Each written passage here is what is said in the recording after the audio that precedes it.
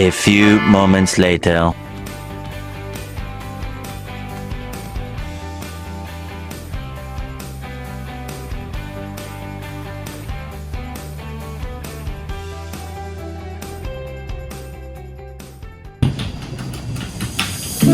Selamat pagi, Pak. Oke Ibu, silahkan duduk. Ada yang bisa saya bantu? Saya mau bayar pajak, Pak. Boleh Ibu, pajak di bulan Desember. Perhitungannya bagaimana ya, Pak? Mohon dibantu. Boleh Ibu, sebelum saya bantu untuk menghitung pajak Ibu di bulan Desember, saya jelaskan terlebih dahulu ya mengenai norma perhitungan pajak.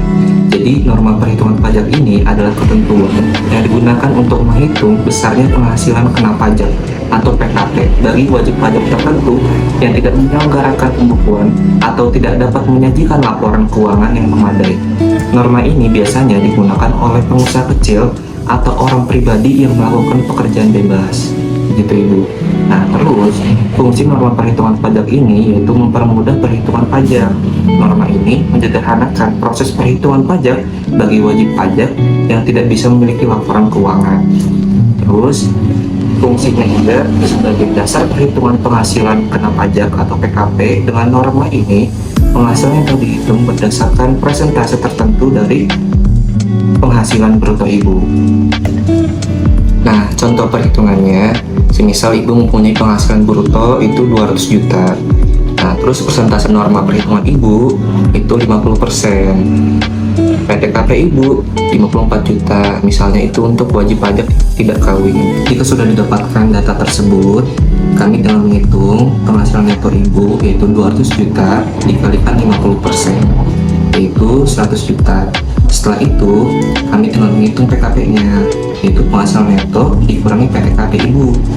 Tadi, penghasilan neto Ibu yaitu 100 juta, dikurangi PTKP Ibu yang belum kawin itu 54 juta. Jadi, 100 juta dikurangi 54 juta, itu 46 juta. Gitu. Nah, di dalam pajak ini terdapat pengeluaran deduktibel dan pengeluaran non-deduktibel. Istilah ini biasanya sering digunakan dalam konteks pajak atau asuransi Ibu. Nah, kalau dalam konteks pajak, deduktibel ini merujuk pada pengeluaran yang dapat dikurangkan dari penghasilan bruto atau untuk menghitung penghasilan kena pajak. Contohnya apa? Itu biaya operasional bisnis, atau donasi tertentu, atau biaya pelatihan yang sesuai dengan aturan pajak. Nah, sedangkan non-deduktibel ini dalam konteks pajak merujuk pada pengeluaran yang tidak dapat dikurangkan dari penghasilan bruto. Contohnya apa? Yaitu pengeluaran pribadi, denda, atau pengeluaran yang tidak terkait langsung dengan bisnis. Begitu Ibu.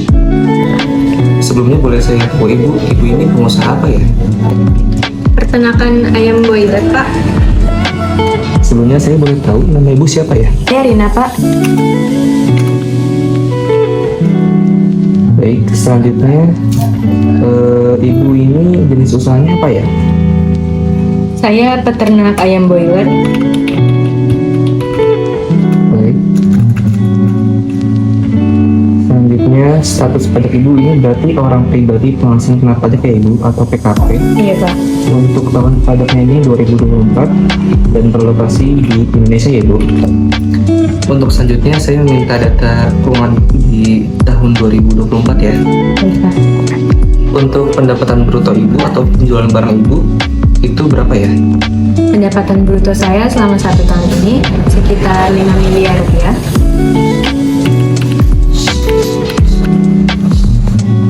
Jadi saya memiliki data dari pajak Ibu dari bulan Januari sampai November ini sebesar 55 juta ya Ibu.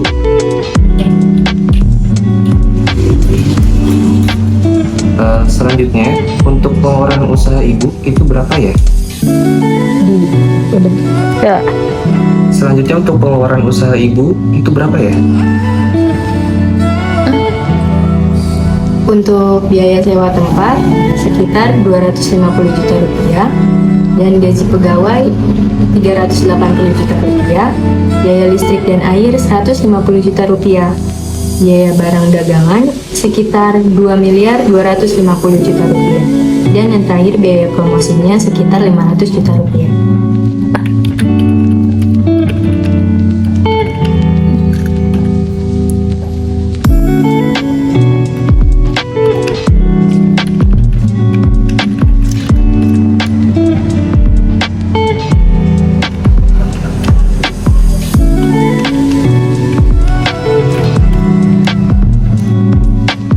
Ibu sudah tercatat. Sekarang mari kita hitung pajak Ibu di bulan Desember ya.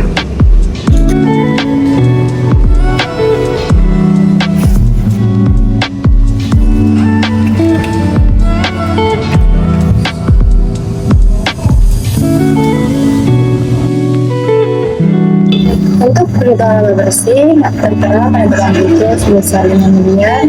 Lalu ada pengeluaran usaha atau deductible yang terdiri dari sewa tempat usaha sebesar 250 juta, gaji pegawai 380 juta, biaya listrik dan air sebesar 150 juta, biaya barang dagangan atau modal sebesar 2 miliar 250 juta, lalu ada biaya promosi sebesar 500 juta. Pengeluaran usaha menjadi 3 miliar 530 juta. Lalu laba bersih sendiri yaitu pendapatan bruto dikurangi dengan total pengeluaran usaha. Jadi 5 miliar dikurangi 3 miliar 530 juta menjadi 1 miliar 470 juta.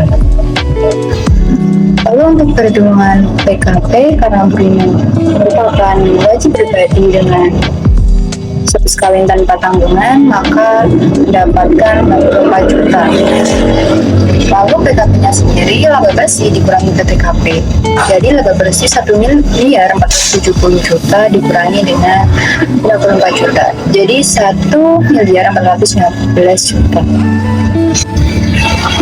Lalu untuk perhitungan pajak penghasilan personal 21, 5% dikali 60 juta sama dengan 3 juta. Lalu 15% dikali 250 juta dikurangi 60 juta sama dengan 28 juta 500.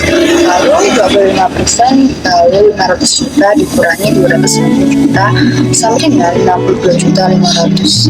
Lalu yang terakhir 30% dikali 1 miliar 416 juta dikurangi 500 juta jadi 274 juta 800.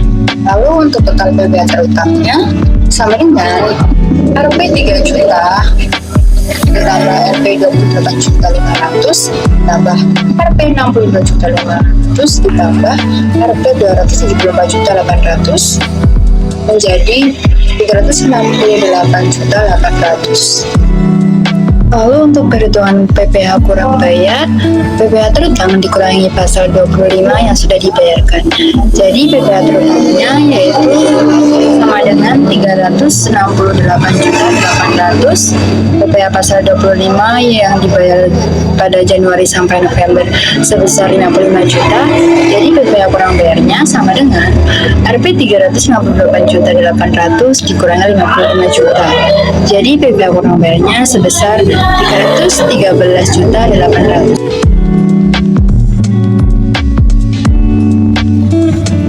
Jadi untuk pajak kurang bayar Ibu ini sebesar 313.800 juta rupiah ya Ibu.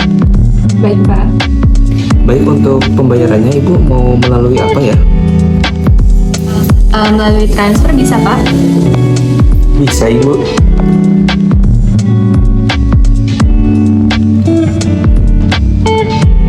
Sudah ya Pak? Baik Ibu. Baik Ibu, terima kasih. Terima kasih juga Pak. Sama-sama Ibu.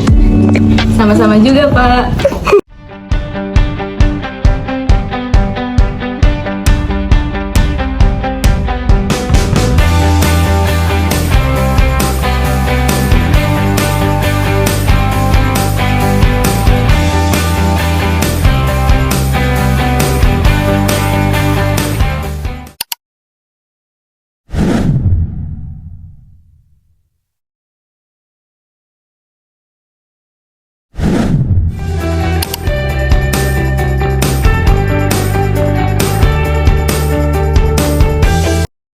A few moments later.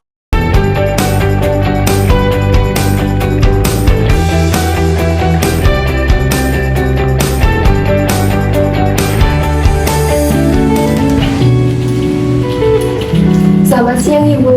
Siang, silakan duduk. Ada yang bisa saya bantu? Saya ingin membayar pajak tahunan. Kebetulan tahun ini adalah tahun pertama saya membayar pajak. Baik Ibu, sebelum saya bantu untuk penghitungan pajaknya, bisa beritahu saya dulu, Ibu ini pengusaha apa ya?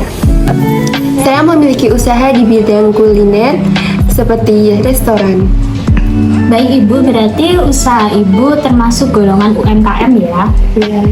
Baik Ibu, sebelum saya lanjutkan, saya izin menjelaskan mengenai Undang-Undang Harmonisasi Peraturan Perpajakan atau UU HPP tahun 2021 yang mengatur berbagai aspek perpajakan di Indonesia.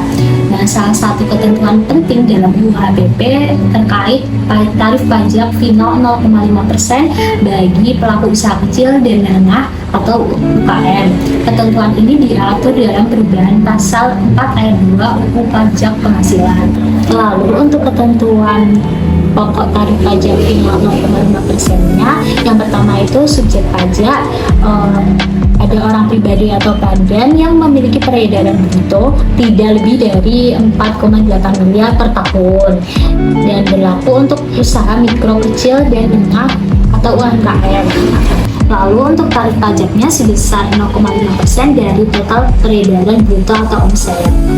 Dan untuk jangka waktu pemanfaatan tarif finalnya untuk orang pribadi maksimal 7 tahun Ibu, untuk badan yang berbentuk koperasi, CV atau firma itu maksimal 4 tahun, dan untuk badan yang berbentuk perseorangan terbatas atau PT itu maksimal 3 tahun Ibu. Jadi karena Ibu termasuk UMKM, tarif yang digunakan adalah 0,5% dari omset Ibu. Baik Ibu. Baik Ibu, sebelum kita menghitung pajak Ibu, boleh saya minta data-data Ibu? Iya, boleh Ibu. Nama saya Ana.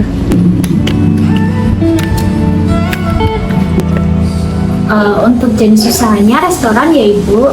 Untuk status pajaknya berarti orang pribadi termasuk kriteria UMKM. Untuk lokasinya berada di Indonesia, betul Ibu? Iya, betul. Untuk pendapatan bruto atau omset dari bulan Januari ke bulan Desember untuk tahun ini berapa ya Ibu? Untuk pendapatan brutonya 30 juta per bulan, jadi satu tahun itu 360 juta. Baik, karena data-data Ibu sudah tercatat, mari kita hitung pajak Ibu bersama ya. Perhitungan pajak terutang Bu Ana. Untuk menghitung pajak terutang Bu Ana, kita perlu mengetahui total omset bruto dalam 1 tahun. Omset bruto per bulannya sendiri yaitu sebesar 30 juta. Kita kalikan dengan 12 bulan, kita mendapatkan Rp 360 juta. Lalu untuk pajak tetapnya kita kalikan dengan 0,5% sesuai dengan HPP tahun 2021, kita mendapatkan Rp sebesar 1.800.000. Jadi pajak terutang yang dibayarkan Bu Ana untuk tahun 2024 adalah sebesar 1.800.000. Jadi pajak Ibu tahun ini sebesar 1.800.000 Ibu. Baik Ibu, untuk pembayarannya mau melalui via apa? Apakah bisa transfer Ibu? Bisa Ibu. Sudah ya Ibu.